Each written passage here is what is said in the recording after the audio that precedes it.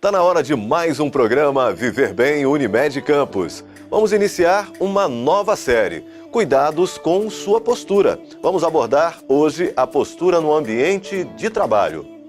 Estamos entrando no Outubro Rosa, mês de prevenção e diagnóstico do câncer de mama. Para falar sobre o assunto, estamos recebendo a mastologista Maria Najimi.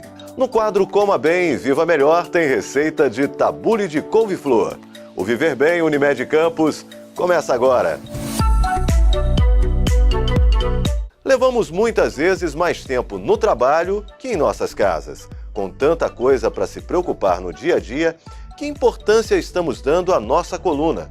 Na nova série do programa Viver Bem, vamos abordar as posturas corretas e começamos com a postura no ambiente de trabalho. Olá, Júlio. Hoje nós vamos falar sobre um assunto muito importante, que é a má postura. A má postura acomete muitos dos nossos brasileiros. De acordo com a Organização Mundial de Saúde, 85% das dores nas costas são por causa da má postura. Então, pensando nisso, nós iremos começar uma série a partir de hoje falando sobre as más posturas durante o nosso dia, desde o momento em que a gente acorda até o momento que a gente vai dormir, passando pelo período dos nossos estudos e trabalhos. E você que está aí sentado, me assistindo, já pensou na sua postura hoje? Iniciando hoje a série, nós vamos começar a dar algumas dicas para você que trabalha no computador por no mínimo 8 horas ou até mais que isso. São profissionais de TI, secretárias, que com essas dicas vai minimizar muito as suas dores futuras.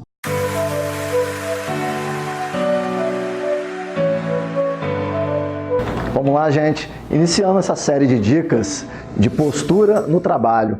É muito importante a gente reparar que o monitor ela tem que estar numa altura ideal para ela. A visão do monitor ela tem que estar alinhada com os olhos dela. Nunca muito acima e nunca muito abaixo, porque senão pode forçar a cervical. Outro ponto muito importante, a altura do encosto do braço. Ela deve ser a mesma altura da mesa, porque se for muito baixo, ela vai forçar os ombros. Outra dica importante seria o mouse. O mouse não pode ficar muito afastado e nem muito próximo. Ele tem que estar numa angulação onde ela se sinta confortável para utilizá-lo. Outra dica muito importante para postura, e aí ela pode sentir muitas dores nas costas se isso não for feito. O apoio dos pés. Nunca deixe os pés soltos. Ela tem que ter um apoio para poder fixar os pés. Sem isso, ela poderá futuramente sentir fortes dores na coluna. Como eu falei no início do vídeo, muitas pessoas ficam 8 horas ou mais de 8 horas na frente do computador. O ideal é que se faça um intervalo de 1 e 1 hora para fazer os exercícios de alongamento. Vou demonstrar agora um alongamento de cervical. Ela vai puxar a cervical o máximo que ela puder, respeitando sempre o limite da dor dela. E aí ela vai fazer para o outro lado agora, relaxando o braço oposto. Agora ela vai esticar o braço e vai, com a outra mão, empurrar o dorso da mão no seu limite para alongar os extensores.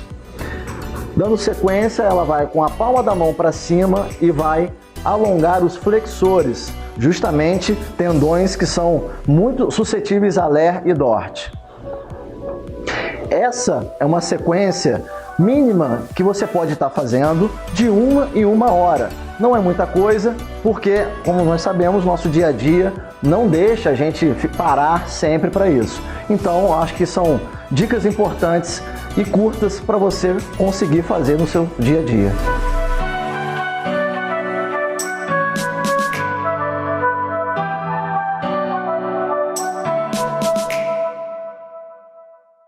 O câncer de mama é o segundo tipo de tumor mais frequente no mundo e o mais comum entre as mulheres, excluindo-se o câncer de pele. A boa notícia é que um estudo realizado durante 14 anos pela equipe médica do Hospital do Câncer de São Paulo revelou que a taxa de mortalidade entre mulheres por câncer de mama caiu 42,85%, devido ao diagnóstico precoce através de exames preventivos. Para falar mais sobre o assunto, estamos recebendo a mastologista Maria Najimi e o nosso consultor de saúde, Dr. Paulo Irano. Dr. Paulo, são números expressivos e é um assunto que vai ao encontro do espírito desse programa, que é a qualidade de vida e a prevenção para que se tenha uma vida melhor. Então, mais uma vez, a Unimed preocupada com este cenário e com esta incidência maior do câncer nas mulheres, relacionado ao câncer de mama, temos aqui hoje uma conversa muito proveitosa e peço que todos prestem muita atenção para que a gente possa traçar alguns panoramas e alertá-los em relação ao câncer de mama. Como vimos, nós vamos ter aí um percentual muito grande a cada ano de aparecimento do câncer de mama, mas esta queda que houve no estudo, a queda da mortalidade, se dá por conta de um diagnóstico precoce. Este é o dado importante. Então temos que fazer o diagnóstico de uma forma inicial do câncer, porque quando é feito num momento adequado, nós podemos ter um percentual de cura, inclusive, do câncer muito grande. Daí é que a mortalidade vem caindo por conta deste diagnóstico precoce. E para isso, gostaríamos de conversar aqui, perguntar à doutora Maria Najimi, quais são os elementos que norteiam este diagnóstico precoce, como devemos fazê-lo e o que é que as mulheres têm que estar atentas para que possa ter este sinal de alerta e procurar, logicamente, o especialista. Muito obrigado, doutora Maria Najimi, de estar aqui com a gente. Gostaria, então, que a senhora traçasse este panorama como orientação, principalmente aos nossos usuários do sistema Unimed, para que eles possam estar atentos e possam buscar uma assistência adequada, com o tratamento adequado e no tempo adequado. Bem, obrigada pelo convite, doutor Paulo, é sempre um prazer estar aqui com o senhor. O Plano Unimed está de parabéns por esse tipo de iniciativa, né, de traçar esse tipo de iniciativa de prevenção, né, que é o mais importante. O câncer de mama atualmente, ele não mata tanto, como o próprio estudo que foi descrito aqui no começo do programa, por vários motivos. Primeiro, pela questão do diagnóstico precoce, uma coisa que a Sociedade Brasileira de Mastologia tentou frisar bastante em todos esses últimos anos, foi a mamografia. A gente não tem nenhum outro exame que diminua a mortalidade como a mamografia. Então, para as pacientes que não têm histórico familiar, a mamografia precisa ser feita, primeiramente, aos 35 anos, a gente chama isso de mamografia de base. Depois dos 35 anos, a partir dos 40, caso não tenha nada, obviamente, é feita de forma anual, conforme manda os protocolos internacionais, que são baseados em evidências. A gente faz, a partir dos 40 anos, mamografia anual. A gente não preconiza a questão do autoexame mais, como era falado muitas vezes, né? A questão da paciente se tocar é uma forma de autoconhecimento, obviamente. Se houver qualquer alteração, ela precisa procurar ajuda, mas não é mais incentivado passar esse tipo de responsabilidade para a paciente.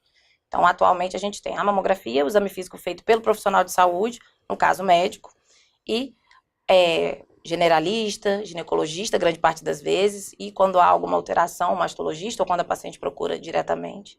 E a mamografia sendo feita dessa forma, havendo qualquer alteração, é feita investigação, e a gente consegue atualmente, em tumores menores do que 1 centímetro, uma sobrevida, ou seja, uma cura de 98%, 98,9%. Então, é praticamente 100% de cura quando a gente pega as lesões de uma forma inicial.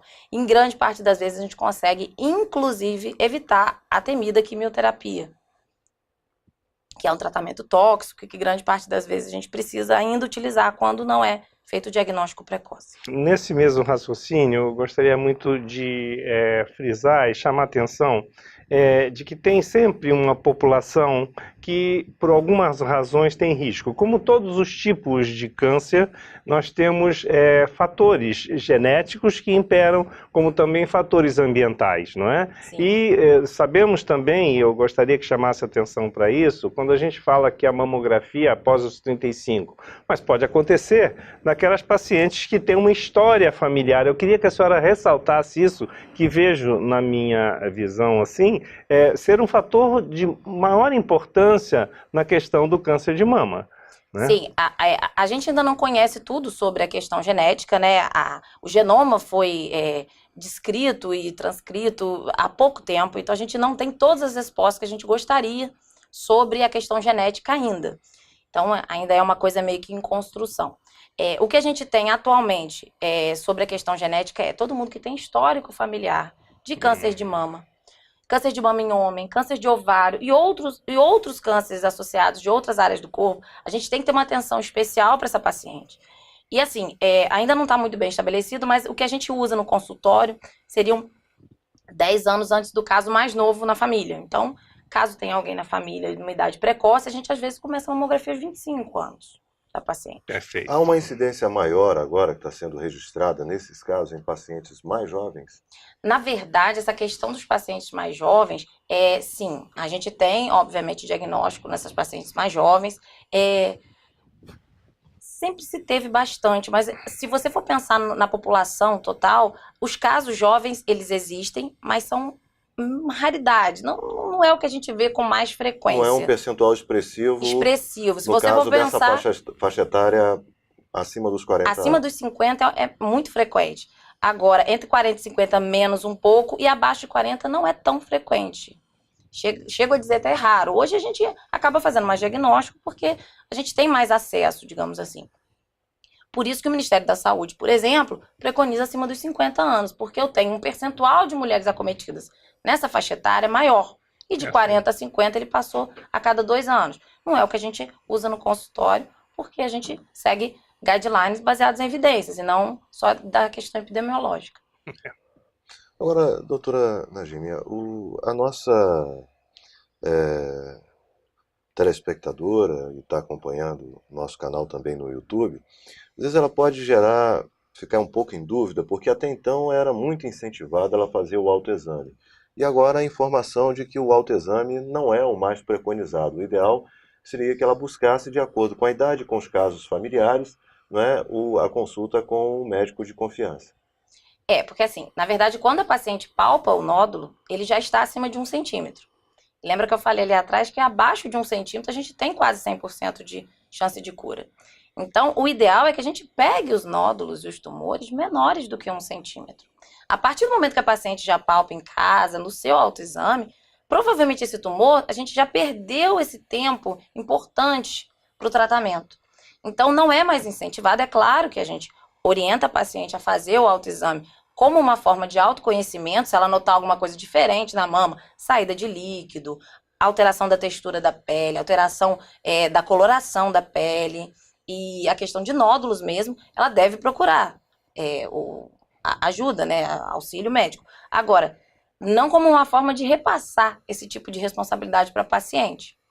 Eu vou reforçar isso, eu penso que não há uma recomendação em se passar uma responsabilidade, mas com certeza é um elemento, um ato que ajuda e muito na detecção dos nódulos mamários.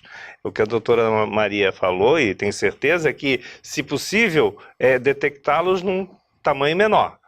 Quando ele já está palpável para própria pessoa, normalmente ele já está numa fase mais avançada, mas mesmo assim, pequeninos nódulos tem que ser logo identificado Com e certeza. buscar realmente a assistência médica.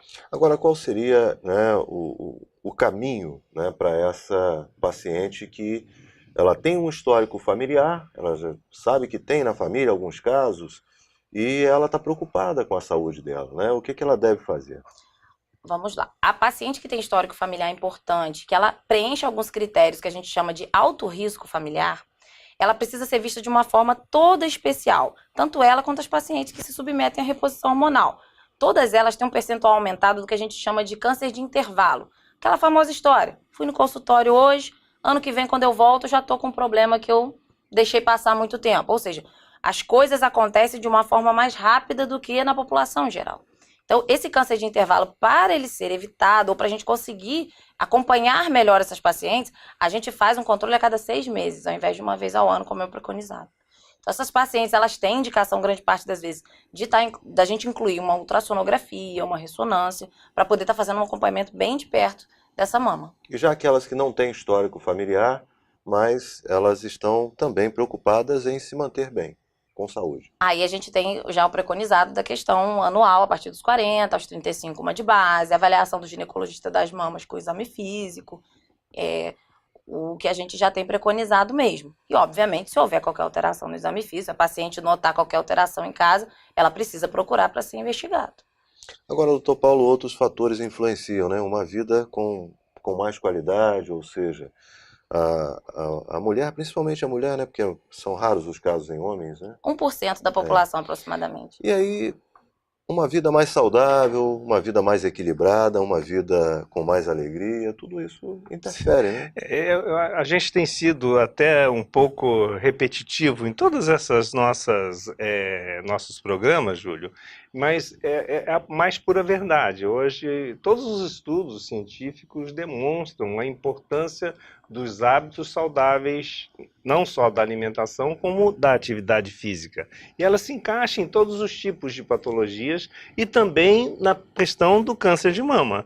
Como a doutora Maria falou, a questão da reposição hormonal é um dado importante. Então, quando as pessoas vão se enquadrando naqueles ditos fatores de risco de uma história familiar, com casos de câncer, né, ou na mãe, ou em irmã, enfim, em parentes muito próximos, de primeira linha, vamos dizer assim.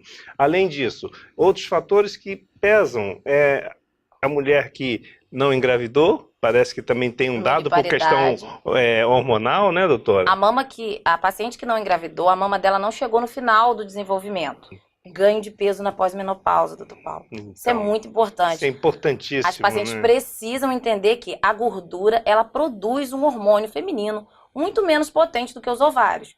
Mas ela produz um hormônio feminino que vai fazer o estímulo desse parênquima mamário, entre outros problemas, e a paciente pode sim, ela tem a sua chance aumentada de desenvolver o câncer de mama nessa fase. Mais um elemento é a obesidade. Então, se a pessoa vai se enquadrando nesses vários critérios de risco, ela tem que estar mais alerta e tem que buscar, logicamente, um exame de rotina, né? A busca por uma pesquisa mais detalhada, desde que ela se encontre nesses fatores de risco, para que possa, aí sim, fazer um diagnóstico precoce, para que possa haver a intervenção precoce e, logicamente, um resultado muito mais favorável no sentido de sobrevida e de sofrimento da própria doença, né? Bem, agradecer a participação da doutora Maria Najime conosco aqui hoje, mastologista, que nos deu aí várias dicas importantes e esse sinal de alerta, não é, que deve ficar para que as pessoas busquem sempre a prevenção, né, busquem o acompanhamento do seu médico e possam ter mais qualidade de vida. Sem dúvida, doutora. Gostaria que a senhora fechasse esse bloco aí para que a gente pudesse dar aquele grande recado às mulheres. Bem, o que eu gosto muito de falar quando me chamam para falar sobre câncer de mama é assim, câncer de mama já foi uma doença extremamente estigmatizante, né? Estigmatizada. A paciente, ela sente que ela está estigmatizada pela perda dos cabelos, a perda da mama em alguns casos. O que eu gostaria de falar é o seguinte, o diagnóstico precoce, ele possibilita uma cirurgia conservadora, a paciente não se sentir tão mutilada, cirurgias mais estéticas a gente já tem disponível para essas pacientes. Então, é uma forma da paciente não ter medo de procurar por auxílio. Agradecer mais uma vez sua participação aqui conosco, né? E até o próximo programa com mais um tema importantíssimo. No próximo nós vamos falar sobre medicina preventiva. Perfeito. A gente vai para o intervalo e volta já já com mais uma receita saudável no programa da semana. É o tabule de couve-flor. Aguarde.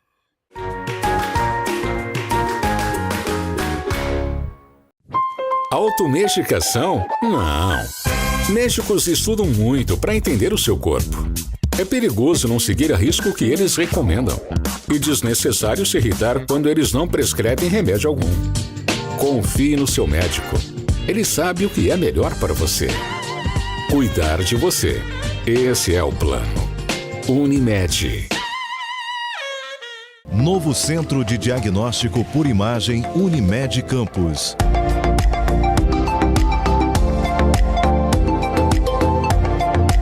Ressonância magnética de alto campo. Tomografia computadorizada Multislice. raio-x, endoscopia, colonoscopia e outros. Novo Centro de Diagnóstico Unimed. Cuidar de você. Esse é o plano Unimed Campos.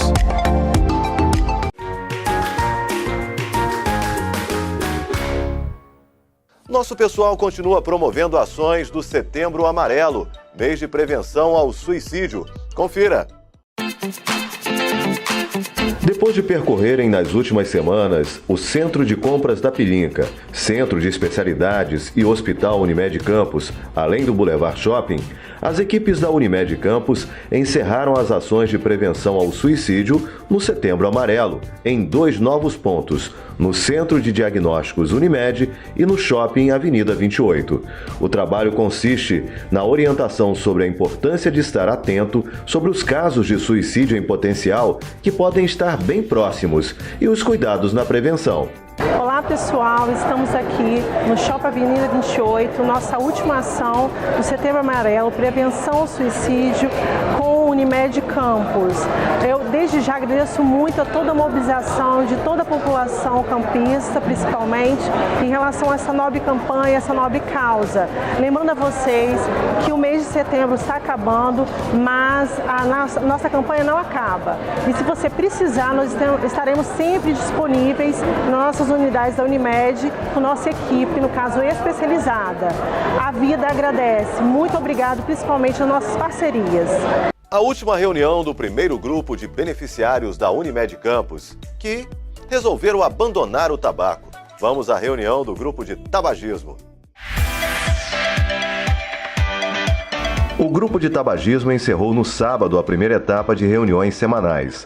Agora, o grupo entra numa nova fase do tratamento, com encontros quinzenais. A gente vai buscar aí nessas sessões o apoio dos participantes, eles vão buscar estar permanecendo nesse segmento aí da cessação do tabagismo. As sessões estruturadas aconteceram, onde a gente trouxe à tona todo o tratamento cognitivo e comportamental, né? A gente tratou as questões, as crenças que eles tinham diante do tabagismo e a gente fica muito feliz com os casos de sucesso que a gente já tem comprovado no grupo, participantes que fumavam mais de 20 cigarros por dia que estão sem fumar e vão permanecer nesse propósito com o apoio da nossa equipe multidisciplinar. Participei do grupo tabagismo da Unimed, uma evolução muito boa porque eu não consegui ficar sem fumar nenhum dia e com o grupo de autoajuda da Unimed eu já estou uma semana sem fumar. Tenho fé em Deus que eu não vou voltar a fumar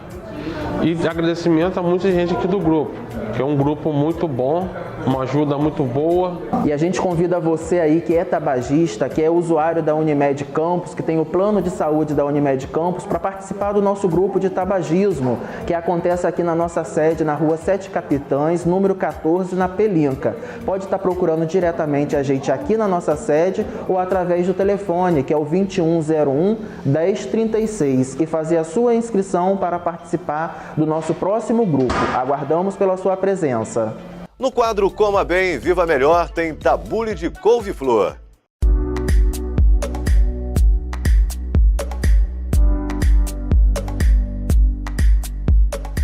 Hoje você vai aprender a fazer um tabule de couve-flor. Nessa receita, nós utilizamos a couve-flor em substituição à farinha de quibe, que é usada tradicionalmente na receita de tabule. Isso não quer dizer que a farinha de quibe seja ruim, pelo contrário, ela é rica em fibras, tem vitaminas do complexo B e alguns minerais, como selênio e magnésio, que são importantes para a nossa saúde. Mas a proposta dessa receita é torná-la menos calórica, com menor teor de carboidratos e ainda acrescentar a couve-flor, que é um ótimo alimento, rico em diversas vitaminas e minerais, com muitas propriedades importantes. Ela é detoxificante, isso significa que ela elimina algumas toxinas que são nocivas ao nosso organismo, ela auxilia no bom sistema imunológico, no bom funcionamento do nosso sistema cognitivo e ainda previne contra doenças crônicas, como diabetes, hipertensão e doenças cardiovasculares. Então é um alimento que vale muito a pena o consumo. Para essa receita nós vamos precisar de um maço de couve-flor, 2 tomates, meia cebola roxa, meio pepino e meio pimentão, todos cortados em cubinhos, tempero verde e hortelã a gosto, 3 colheres de sopa de azeite, 1 colher de chá de sal, qualquer tempero de sua preferência, pode ser tempero sírio, pode ser tempero misto. Aqui eu estou utilizando um misto de pimenta do reino, açafrão e louro, e também suco de 1 limão. O primeiro passo é nós colocarmos a couve-flor para cozinhar. Ela não vai cozinhar por muito tempo, porque a gente precisa que ela continue numa consistência firme.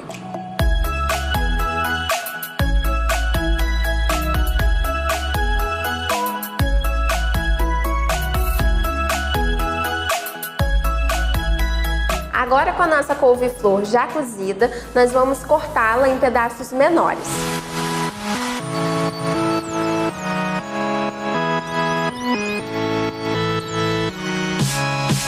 Agora que a nossa couve-flor já está bem picadinha, nós vamos acrescentar os demais ingredientes.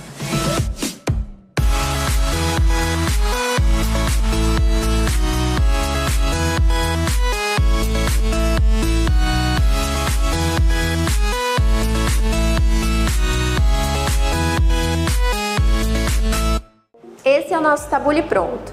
Antes de servir, você pode deixar ele por cerca de 30 minutos na geladeira, coberto com papel filme, para que ele possa pegar ainda mais o gosto dos temperos utilizados.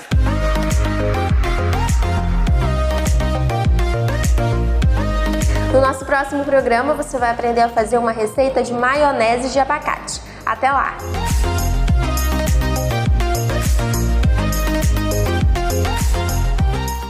Chegamos ao final de mais um programa Viver Bem Unimed Campos. Você pode conferir os outros programas no nosso canal no YouTube. É só acessar Unimed Campos RJ.